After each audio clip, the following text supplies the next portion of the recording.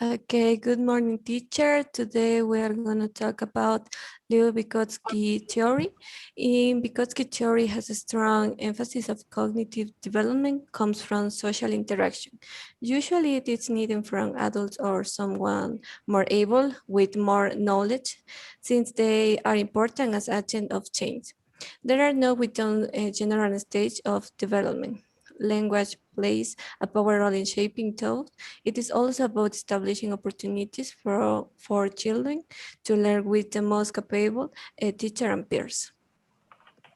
Okay. The most important application of Vygotsky's theory to education is in his concept of a zone of proximal development. This concept is important because teachers can use helps students learn within their ZPD so that they can increase their skills and knowledge without becoming frustrated by things that are currently too difficult for them to accomplish.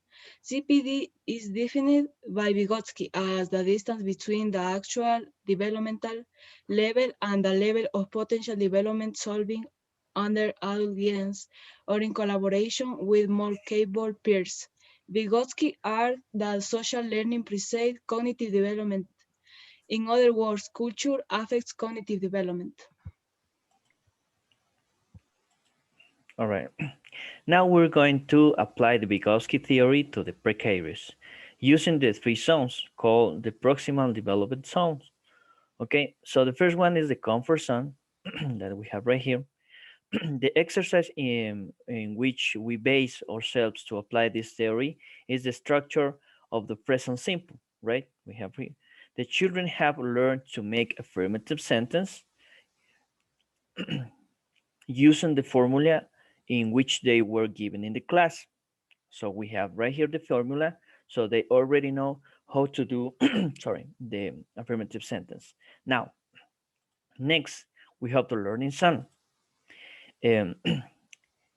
We will see that the boys cannot advance with the next task, or so they will need the help of the teacher to be able to formulate the negative question and the sentence since it's still difficult for them to use the auxiliary verb, of course. But that is where the intervention of the teacher or tutors enters. So we can see that they can formulate the sentence with the help of the teacher.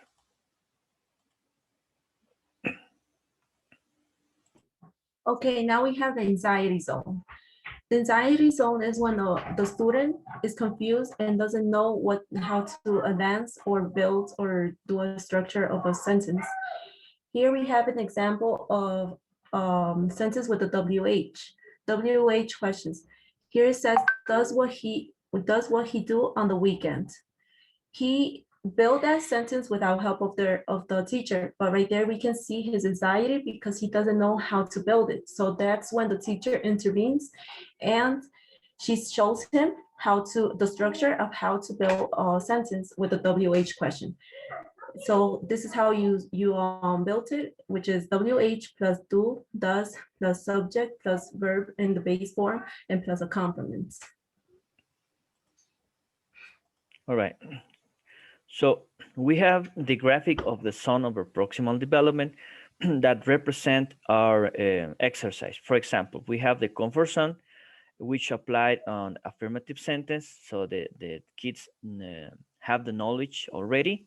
Then we have the learning zone, where it is need of the presence of a teacher to learn about the negative and question form.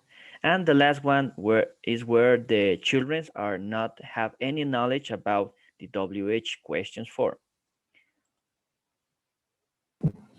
Finally, in general, giving a summary about this.